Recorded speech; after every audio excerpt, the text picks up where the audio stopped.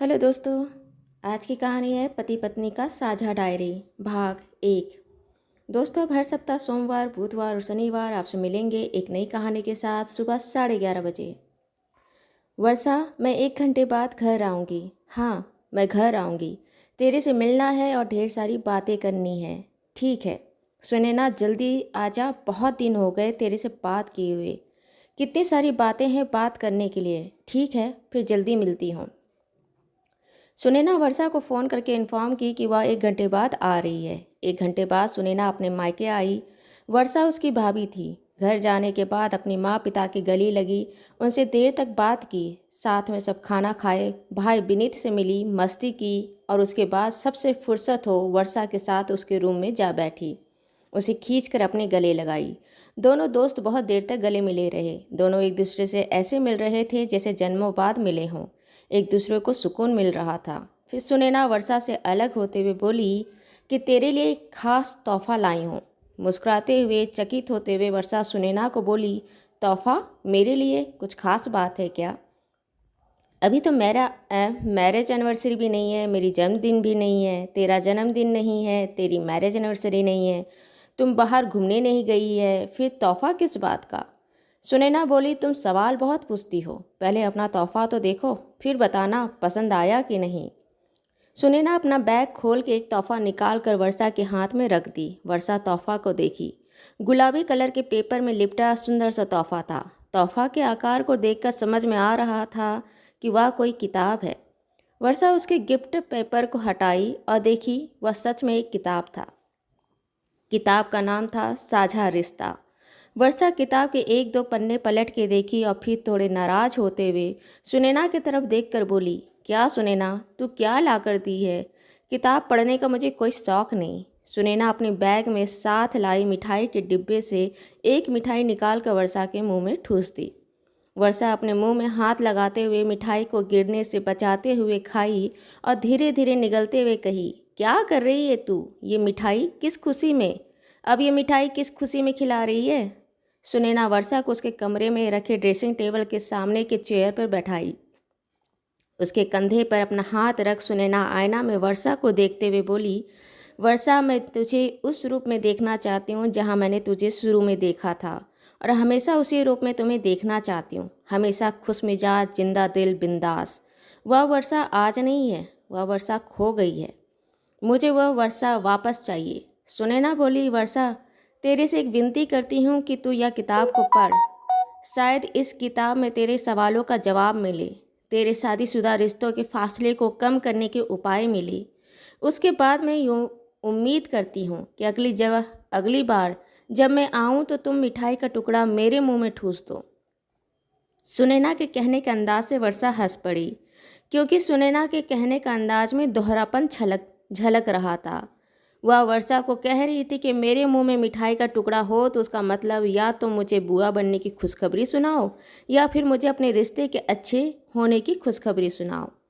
मतलब जो भी हो, पर दोनों खिलखिलाकर हंस पड़े। कुछ देर हंसने मुस्कुराने, दिल हल्का करने के बाद, सुकून के पल गुजारने के बाद सुनैना वापस अपने ससुराल चली गई और वर्षा को छोड़ गई उसके रूम में एक नई किताब के साथ। नाम था साझा रिश्ता। सुनैना और वर्षा दोनों बचपन के दोस्त थे। सुनैना एक बहुत अमीर घराने करोड़पति पिता की बेटी थी। सुनैना के परिवार में सुनैना के माता पिता, सुनैना, उसका एक भाई विनीत और सुनैना के दादाजी रहते थे, जबकि वर्षा एक मध्यम वर्ग की परिवार की लड़की थी। स्कूल में बचपन में एक ही स्कूल में सुनैना और वर्षा की दोस्ती हुई। दोनों की बचपन की दोस्ती उनके बड़ा होने तक, उनके जवानी तक कायम रही। दोनों अक्सर सुनैना के घर आते जाती। बचपन से सुनैना और वर्षा सुनैना के घर में खेलते कूदती। कभी कभी विनीत भी उसके साथ में खेलता। वक्त निकल गया, बच्चे से तीनों बड़े हुए, और जब बड़े हुए तो वर्षा और विनीत अपने मन में एक दूसरे के लिए एक नरम जगह पाए।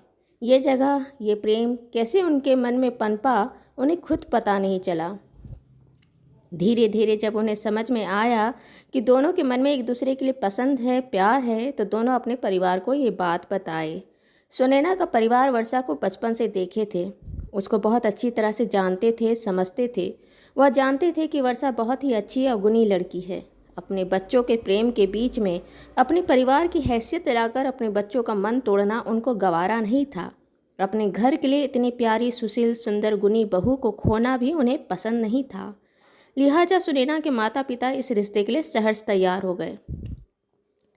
कुछ महीना के इंतजार के बाद वर्षा और विनीत की शादी बहुत ही धूमधाम तरीके से हुई।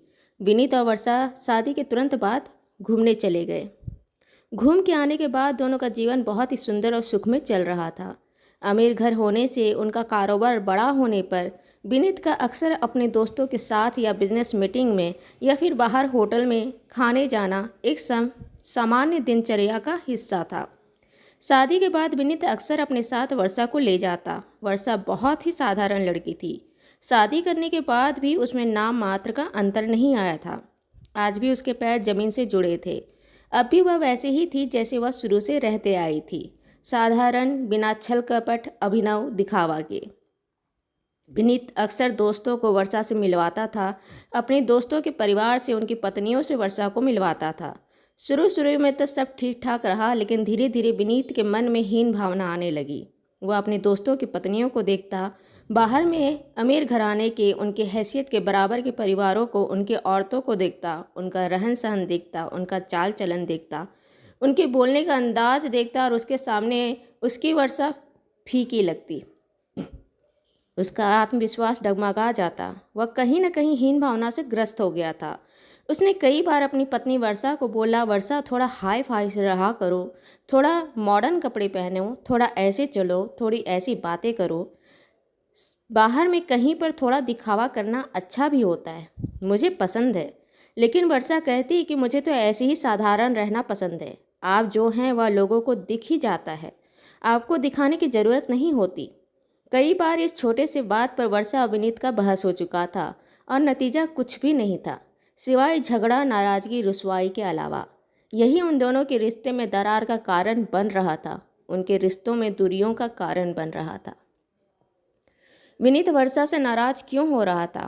प्रेम विवाह करने के बाद भी विनीत वर्षा से कटा कटा क्यों रह रहा था? विनीत को वर्षा से क्या शिकायत थी? जानने के लिए देखिए कहानी का अगला भाग 2। दोस्तों, ये कहानी आपको अच्छी लगी हो तो इसे लाइक करें, शेयर करें, सब्सक्राइब करें और मिलते हैं एक नई कहानी के साथ एक छोटे से ब्रेक के बाद। धन्यवाद।